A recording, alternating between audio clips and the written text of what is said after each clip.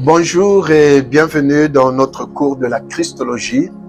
Nous sommes à la deuxième partie de l'enseignement sur la Christologie. Et la fois passée, on a parlé de qu'est-ce que la Christologie et on a compris que la Christologie est une branche de la théologie qui étudie la personne, la nature et la mission de Christ. Et c'est ce qu'on a essayé de faire la fois passée. Et nous avons compris que la Christologie répond à deux grandes questions. Et ces deux grandes questions sont qui est Christ et quelle est son œuvre. Et dans la question qui est Christ, nous avons trois réponses que nous donnons. Et ces trois réponses découlent des trois points qui sont la préexistence de Christ, qui définit la divinité de Christ. Parce que si nous ne savons pas définir la divinité de Christ, c'est que Christ est une personne comme toute autre personne.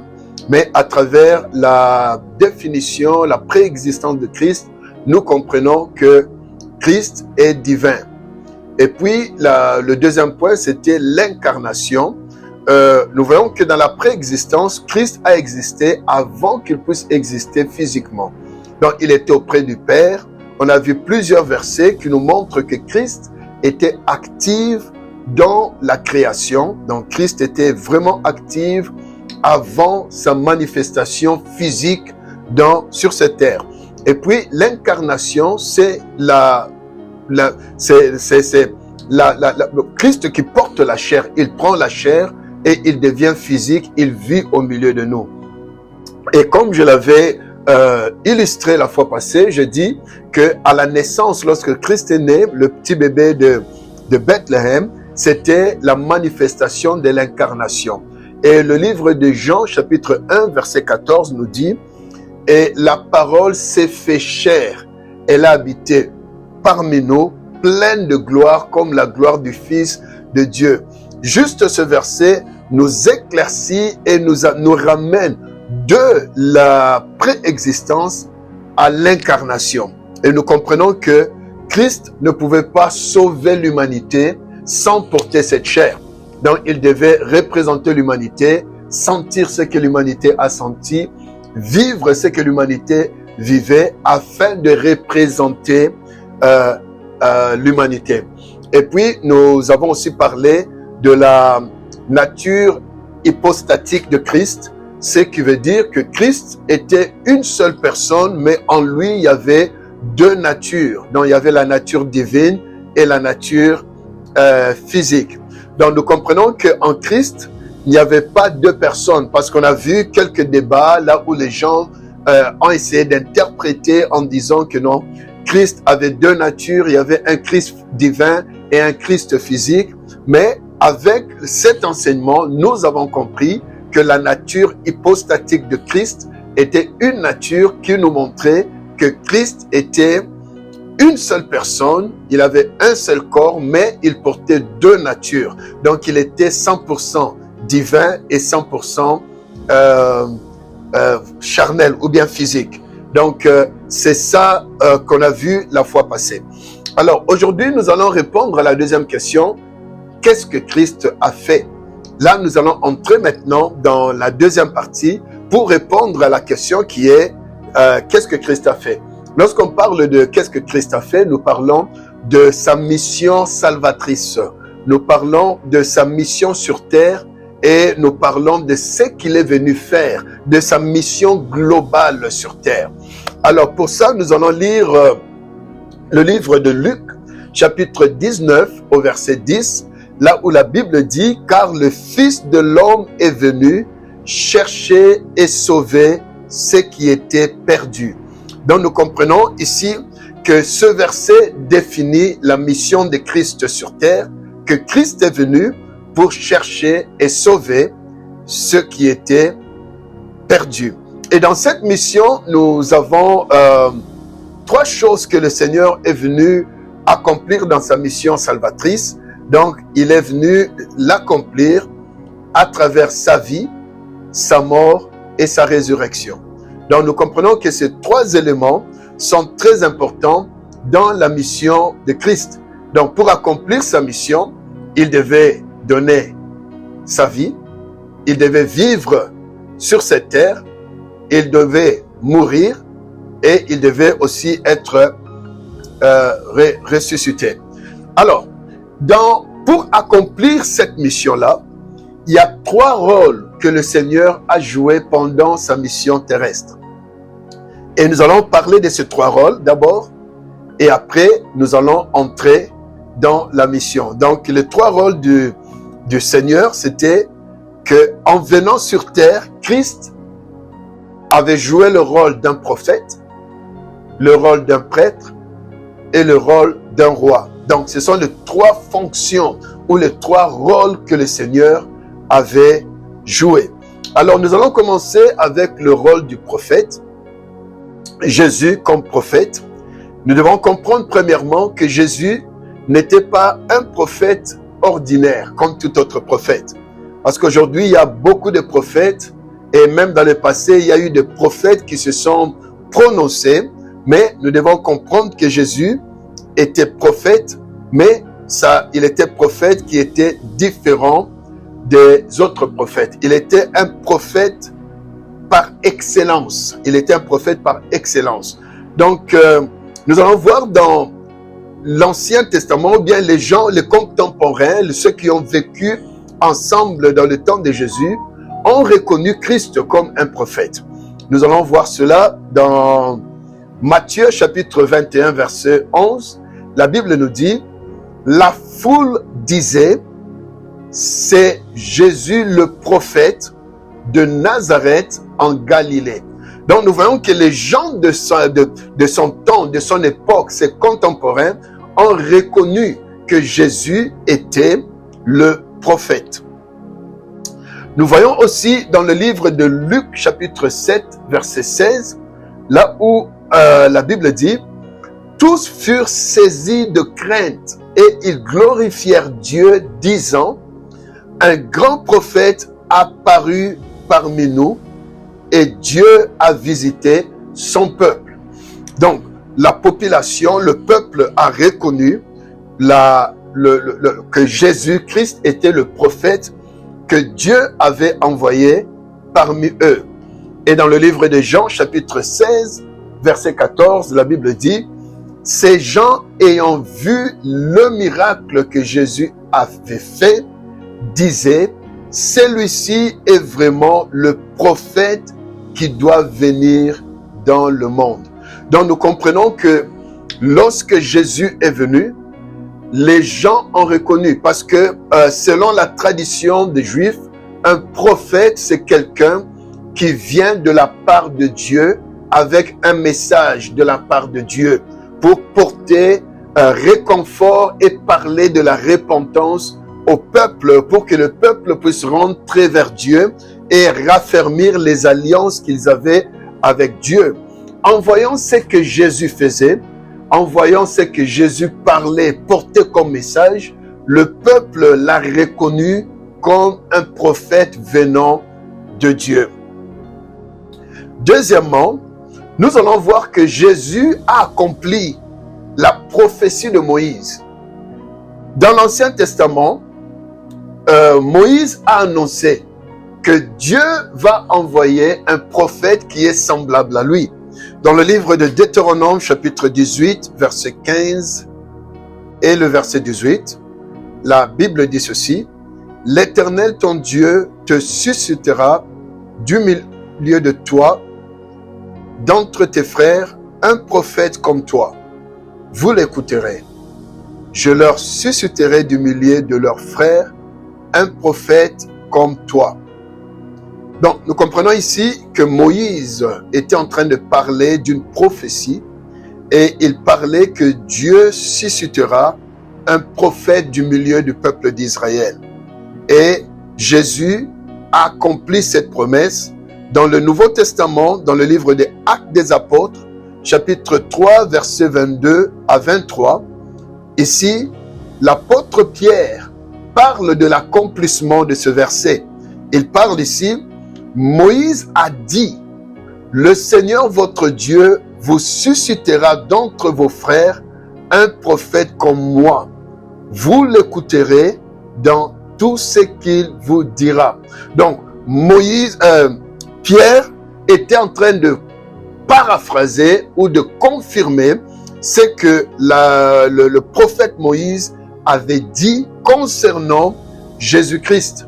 Et il a dit que Dieu suscitera un prophète au milieu de vous et vous l'écouterez et vous accomplirez sa parole. Donc, ça c'est la parole de Dieu que dans l'Ancien Testament qui s'est accomplie dans le Nouveau Testament.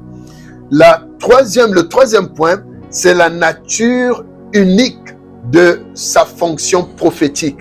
Donc, la nature de la fonction prophétique de Jésus-Christ était unique, était différente des autres. Elle était vraiment unique. Ce qui distingue Jésus de tout autre prophète, c'est qu'il n'était pas seulement un messager de Dieu, mais il est le message incarné de Dieu. Donc, nous voyons que les autres prophètes étaient seulement des porte-paroles. Ils apportaient la parole que Dieu leur disait. Mais Christ était pas seulement le porte-parole, mais il était lui-même le message incarné de Dieu. Il parle avec autorité et souveraineté. Dans Matthieu chapitre 5, versets 21 à 22, et puis vous pouvez sauter pour 27 et 28, la Bible dit ceci: vous avez entendu qu'il a été dit. Ça, c'est lorsque Jésus se référait de l'Ancien Testament. Parce qu'ici, c'est l'histoire de lorsqu'il parlait du sermon de la montagne. Ici, il parlait que vous avez entendu qu'il a été dit. Mais lorsque maintenant, il parlait de ce qui devait arriver, et il disait, mais moi, je vous dis, parce que lui-même était la parole incarnée, donc il parlait avec autorité de ce que Dieu était en train de dire. Donc nous comprenons aussi une autre nature spéciale, c'est que il est la parole de Dieu qui a été fait chair. Jean 1, verset 1 et le verset 14, au commencement était la parole était avec Dieu et la parole était Dieu. Donc nous voyons que il était Dieu et il était cette parole. Et ici on nous parle et la parole a été faite chair et elle a habité parmi nous. Donc nous comprenons que les prophètes de l'Ancien Testament, les anciens prophètes, parlaient, apportaient le message que le Seigneur leur donnait. Mais Christ était pas seulement un porte-parole, mais il était lui-même la parole incarnée. Et puis, nous pouvons aussi voir qu'il révèle ou il a révélé le Père parfaitement. Donc, Jésus était venu pour révéler le Père. Donc, en Jésus-Christ, nous voyons que c'était pas seulement un prophète qui portait la parole, mais c'était un prophète qui est venu pour révéler le Père. Dans Jean chapitre 1, verset 18, la parole nous dit, personne n'a jamais vu Dieu. Dieu le Fils unique qui est dans le sein du Père est celui qui le fait connaître. Donc, nous voyons qu'ici, la Bible confirme que personne n'a vu Dieu, mais c'est seulement le Fils qui vient de son sein qu'il a vu et qu'il a fait connaître. Donc, la façon dont les gens ont connu Dieu dans le passé était différente de la façon dont Christ est venu révéler Dieu. Parce que Christ connaissait Dieu, il a vu Dieu. Alors, il est venu pour présenter Dieu. Dans Jean 14, verset 9, la Bible dit, Jésus lui dit, il y a si longtemps que je suis parmi vous et tu ne m'as pas connu, Philippe. Celui qui m'a vu a vu le Père. Donc, ça c'est une révélation que Philippe entendait toujours parler du Père, mais il ne connaissait pas le Père. Bien qu'il a passé du temps auprès de Jésus, mais il ne connaissait pas le Père. Alors, Christ est venu pour le dire que celui qui m'a vu a vu le Père. Donc, nous comprenons que il a révélé Dieu parfaitement à l'humanité. Et nous pouvons voir que c'est un prophète qui a annoncé et incarné le royaume de Dieu.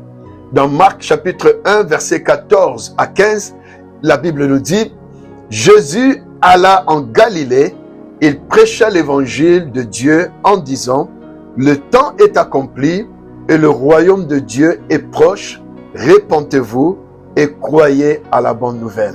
Dans son message prophétique central était l'avènement du royaume qu'il manifestait par sa parole et ses actes. Donc nous voyons que Christ est venu pour nous présenter le royaume de Dieu qui était en train de venir, et il a manifesté le royaume à travers la parole et à travers ses actes. Lorsqu'on parle des actes, on voit les miracles, on voit les délivrances, on voit les guérisons qu'il a accomplies. Le quatrième point, ce sont les actes prophétiques que Jésus a accomplis. En tant qu'un prophète, il a accompli des actes prophétiques qui symbolisent la puissance qui accompagnait le message qu'il était en train de prier, en train de prêcher. Parmi ces actes prophétiques, nous allons voir que Christ a guéri des malades et il a fait beaucoup de miracles. Et tous ces signes étaient pour montrer et révéler que le royaume de Dieu est là. Le royaume de Dieu est là, plus puissant que le royaume du mal. Parce que les gens vivaient dans l'aveuglement, les gens vivaient sous la domination du royaume des ténèbres, mais lorsque Christ est venu, il est venu pour révéler le royaume de Dieu qui est plus puissant que le royaume des ténèbres. Alors pour révéler le royaume de Dieu, Christ devait faire des actions prophétiques qui étaient la guérison et les miracles. Un autre acte prophétique que le Christ a fait, c'était le renversement des tables des marchands dans le temple. C'était pour ramener l'adoration, l'ordre dans l'adoration. Les gens commençaient à mélanger des choses. Ils mélangeaient la vente, le commerce et puis toutes choses dans le temple. Mais lorsque Christ est venu, il a renversé cela. C'était un acte que Christ a fait juste pour montrer ou ramener les gens dans l'adoration parfaite de Christ, du Père, dans l'adoration qui est sainte. Une adoration qui est sainte. Le cinquième point, c'est que Jésus, le prophète qui achève la révélation. Enfin, Jésus est le prophète ultime parce qu'en lui, la révélation de Dieu à l'humanité atteint son sommet et son achèvement. Hébreux chapitre 1, versets 1 à 2 dit ceci.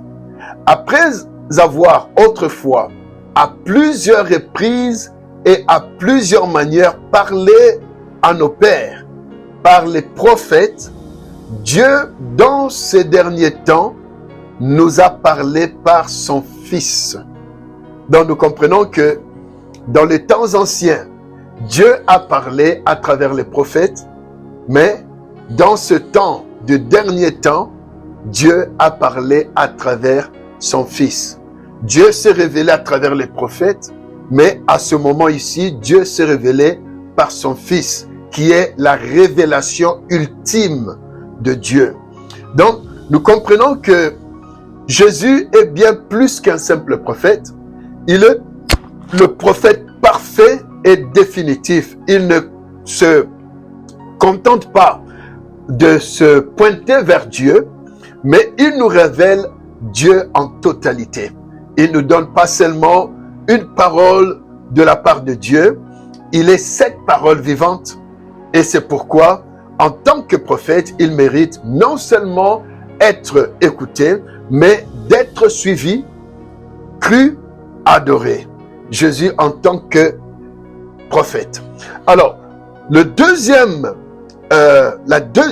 rôle que Jésus a joué, c'est le rôle de prêtre. Dans la tradition biblique, un prêtre est un médiateur entre Dieu, saint, et l'humanité pécheresse. Donc lorsqu'on parle d'un prêtre, on voit le Dieu qui est saint et on voit l'humanité qui est pécheresse, et au milieu, il y a le prêtre qui fait son intervention. Son rôle est de représenter le peuple devant Dieu en offrant des sacrifices pour le péché et en intercédant, et de représenter Dieu devant le peuple en bénissant et en enseignant. Donc, le prêtre dans l'Ancien Testament avait un rôle qui était capital, qui était différent de celui du prophète. Parce que le prophète devait se tenir devant Dieu pour recevoir de la part de Dieu et porter cette parole envers les gens. Mais le prêtre, lui, il se tenait devant Dieu pour parler à Dieu à propos des hommes. Donc, il était là pour intervenir dans le cas dans les cas et les situations des hommes. Et en même temps, il représentait Dieu devant le peuple en les bénissant et aussi en les enseignant. Donc, c'était le rôle capital et majeur des prêtres. Jésus n'est pas seulement un prêtre comme tous les prêtres de la lignée d'Aaron, mais il est le grand prêtre suprême et éternel selon l'ordre de Melchisédek. Donc, ce qui veut dire que Jésus est au-dessus de l'ordre aaronique. Il est au-dessus des prêtres qui sont sortis de la lignée d'Aaron. Donc, il est totalement différent de cette lignée. Il est supérieur à la lignée d'Aaron ou bien à l'ordre aaronique, mais il est le prêtre suprême selon l'ordre de Melchisédek. Donc, nous allons un peu parler de la prêtrise de Christ. Nous allons commencer par la supériorité du sacerdoce de Christ.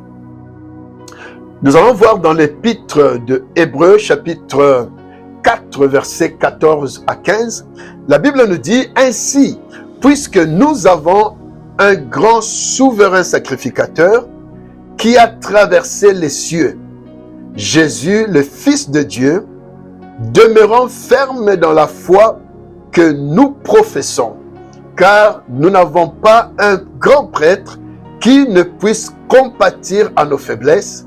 Au contraire, il a été tenté comme nous en toutes choses sans commettre de péché. » Donc nous comprenons ici, premièrement, il est le prêtre, le grand prêtre, mais il est le Fils de Dieu.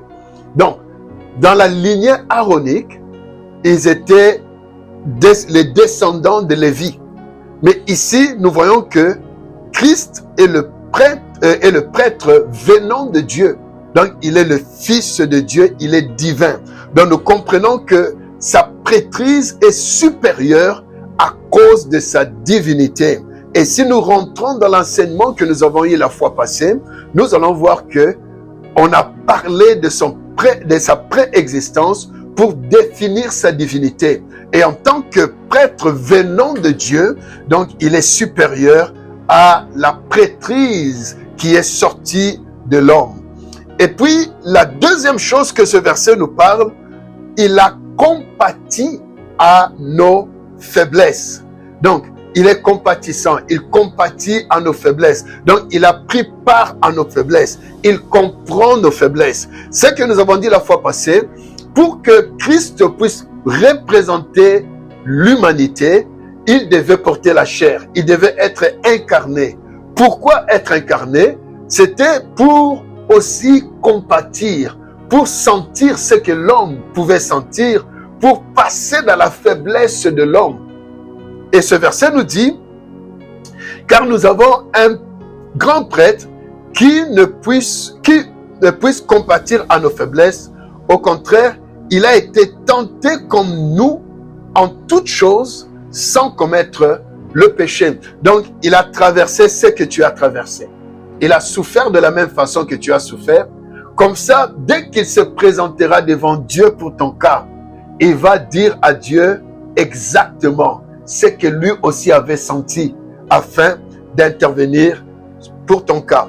Dans Hébreux chapitre 7, versets 26 à 27, la Bible nous dit « Il nous convenait en effet d'avoir un souverain sacrificateur comme lui, saint, innocent, sans tache, séparé des pécheurs et plus élevé que les cieux, qui n'a pas besoin, comme les souverains sacrificateurs, d'offrir chaque jour des sacrifices, d'abord pour ses propres péchés, ensuite pour ceux du peuple. Car ceci, il a fait une fois pour toutes en s'offrant lui-même. Donc nous comprenons ici que la supériorité de son sacerdoce est premièrement parce que lui-même était sans péché. Les prêtres, les grands prêtres de l'Ancien Testament, de la lignée d'Aaron, devaient d'abord se purifier pour leurs péchés. Mais ici, on nous montre que Christ, qui est supérieur de la lignée aaronique, était sans péché. Il était saint, il était innocent et il était sans tache. Donc ça, c'était déjà une différence entre la prêtrise d'Aaron et la prêtrise de Jésus-Christ. Et puis, son sacrifice était unique et permanent. C'est que dans l'Ancien Testament, le prêtre aaronique devait offrir des sacrifices répétitifs. Il devait revenir à chaque fois avec des sacrifices, premièrement pour eux-mêmes et après pour le peuple. Mais la Bible nous dit que le sacrifice de Christ est un sacrifice définitif, est un sacrifice permanent, est un sacrifice qui est unique. Il a offert une fois pour toutes et cela suffit pour toute l'humanité. Le deuxième point, l'œuvre de Christ en tant que prêtre. Nous allons voir ce que Christ a fait en tant que prêtre. Son sacerdoce s'exprime en deux actes majeurs. Lorsque nous parlons du sacerdoce de Christ, ça se définit ou ça s'exprime en deux actes majeurs. Le premier, c'est le sacrifice. Le deuxième, c'est l'intercession. Ça, ce sont les deux actes que Christ a fait dans son œuvre en tant que sacrificateur. Donc, dans le sacrifice, nous allons commencer par le sacrifice parfait et défini. Donc, les prêtres de l'Ancienne Alliance offraient des sacrifices d'animaux qui devaient être répétés car ils ne pouvaient enlever le péché. Jésus, en revanche, s'est offert lui-même et son sacrifice enlève le péché. Dans Hébreux chapitre 9, versets 12 à 14, il est entré une fois pour toutes dans le lieu très saint avec, non avec le sang de bouc et de veau, mais avec son propre sang, ayant obtenu une rédemption éternelle. Combien plus le sang de Christ, qui par un esprit éternel s'est offert lui-même sans tache à Dieu, purifiera-t-il votre conscience des œuvres mortelles, afin que vous serviez Dieu, vous servez le Dieu vivant. Donc, nous comprenons ici, lorsqu'on parle du sacrifice, c'est un sacrifice où il s'est sacrifié lui-même. Dans l'Ancien Testament, c'était des animaux qu'on offrait. Mais dans la Nouvelle Alliance, Christ s'est sacrifié lui-même. Il s'est sacrifié lui-même comme un sacrifice. Et l'autel qu'il a utilisé pour sacrifier, c'était la croix. Donc nous avons l'autel de la croix et le sacrifice, c'était Christ lui-même. Et l'effet, c'est la rédemption éternelle. Donc le résultat, c'est la rédemption éternelle. Donc ça, ce sont les trois éléments que nous voyons dans le sacrifice que Christ a donné. Le sacrifice, c'est lui-même. L'autel, c'est la croix. Et puis, l'action ou le résultat, c'est la rédemption éternelle. Amen.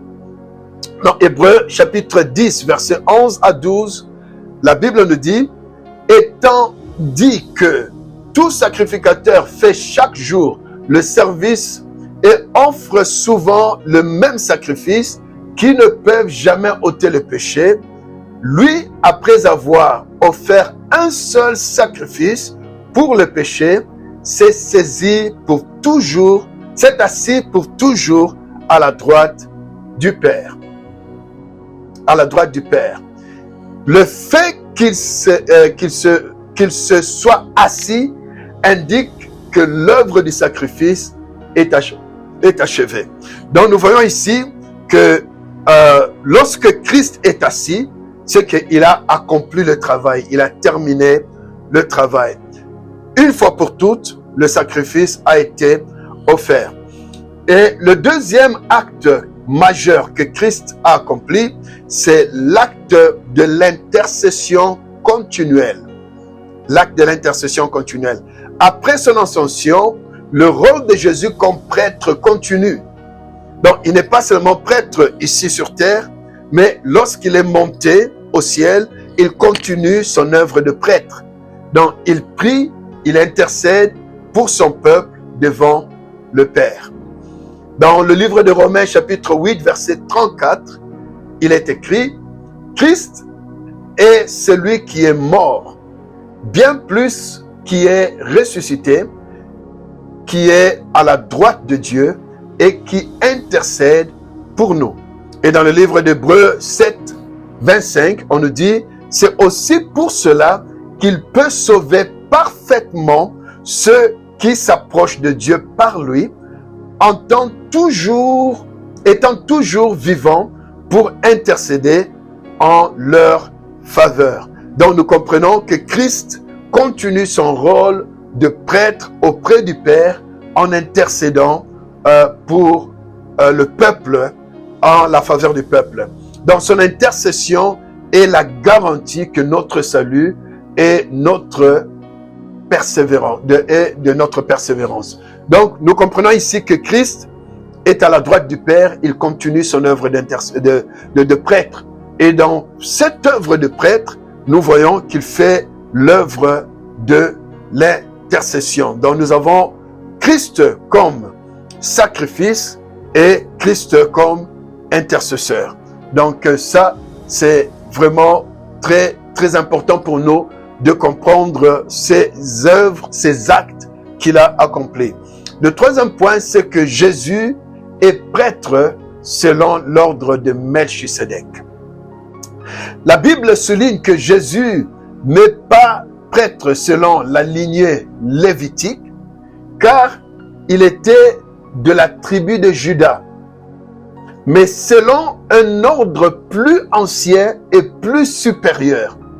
Dans le livre de Psaume 110, verset 4, la Bible dit « Tu seras sacrificateur pour toujours à la manière de Melchisédek. » Ça, c'était une prophétie.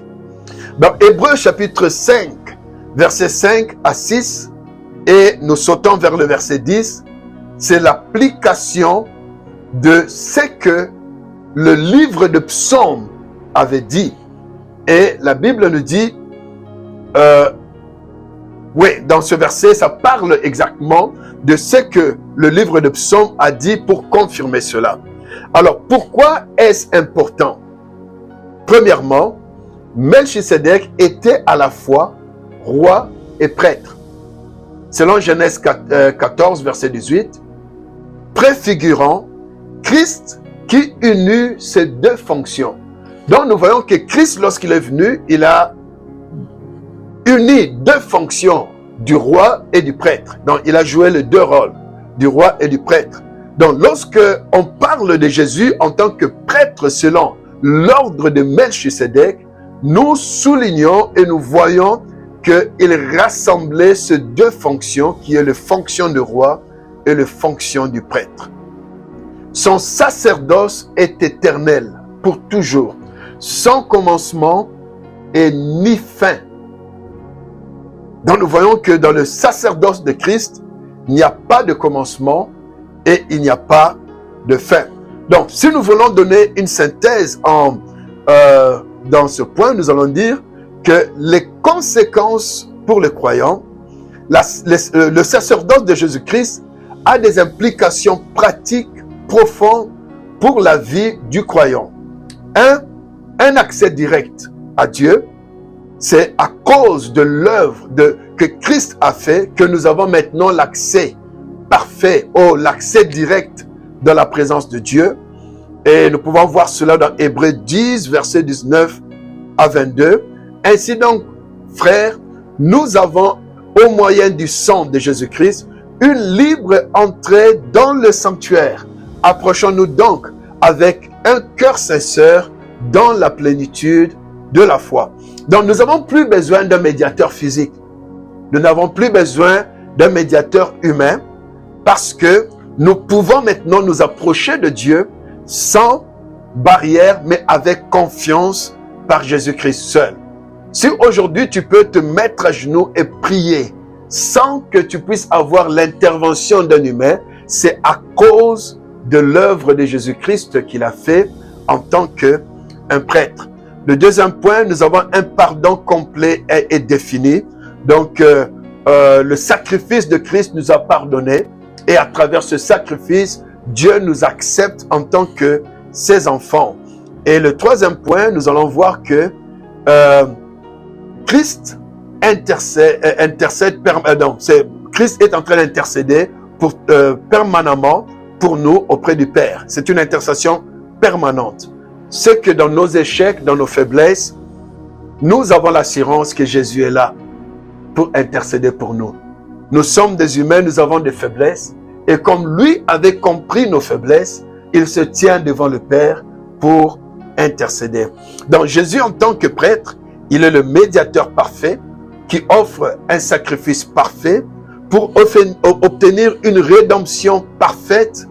Son œuvre à la croix est achevée et son ministère se poursuit aujourd'hui dans le ciel où il intercède pour nous et il a ainsi pleinement réalisé ce que le sacerdoce de l'Ancien Testament n'avait pas accompli.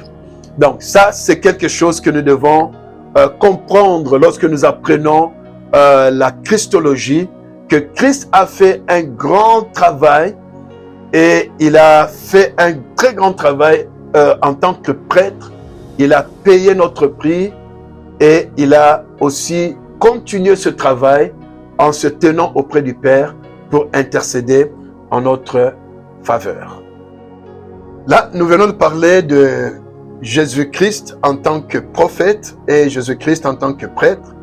Et maintenant, nous allons parler de Christ en tant que le roi. Parce que pour accomplir sa mission de sauver l'humanité, ces trois rôles ont été vraiment très importants. Et ici, nous parlons de Jésus-Christ en tant que le roi. Donc, nous allons voir les fondements de sa royauté dans la prophétie. Donc, lorsqu'on parle de Jésus en tant que roi, nous devons comprendre les prophéties de l'Ancien Testament et puis nous allons aussi venir dans le Nouveau Testament. C'est que dans l'Ancien Testament, dans le deuxième livre de Samuel, chapitre 7, versets 12 à 13, Dieu promet à David, j'élèverai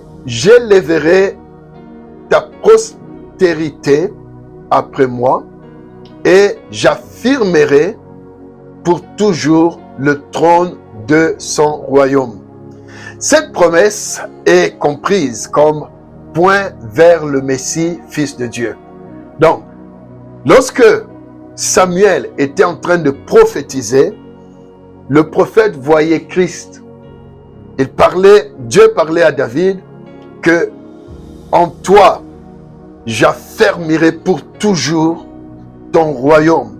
Mais pour que le royaume soit affermi, c'était vers Christ que le Seigneur était en train de viser. Dans le livre de Psaumes, chapitre 2, versets 6 à 7, la Bible dit, « C'est moi qui ai oint mon roi sur Sion. L'Éternel m'a dit, tu es mon fils, je t'ai engendré aujourd'hui. » Ce psaume est associé clairement à la royauté à la filiation divine. Donc, nous voyons ici que dans ce psaume, on parle de la filiation divine et on parle aussi de la royauté. Et dans le livre d'Ésaïe, chapitre 9, verset 5, la Bible parle « Car un enfant nous est né, un fils nous est donné, et la souveraineté reposera sur son épaule. On l'appellera prince de paix. » Ici, la prophétie décrit un roi dont le règne est éternel et pacifique. Le deuxième point, la nature de la royauté. Mon royaume n'est pas de ce monde. Donc ici, c'est Christ qui parle. Il parle que mon royaume n'est pas de ce monde. Contrairement à un royaume terrestre qui existe, un pouvoir politique et militaire, la royauté de Jésus est d'abord spirituelle.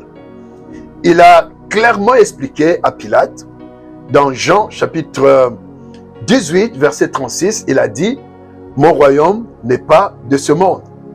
C'est la réponse de Jésus. Si mon royaume était de ce monde, mes serviteurs auraient combattu pour moi, afin que je ne sois pas livré aux Juifs. Mais maintenant, mon royaume n'est point d'ici-bas. Donc nous comprenons ici que son autorité ne vient pas de la force humaine, mais ça vient de Dieu. Ça, c'est la déclaration de Jésus lui-même.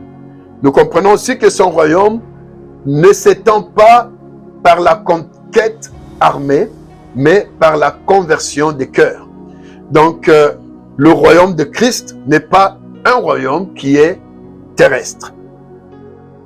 Le troisième point, c'est la manifestation de sa royauté. Par ses titres et ses actions.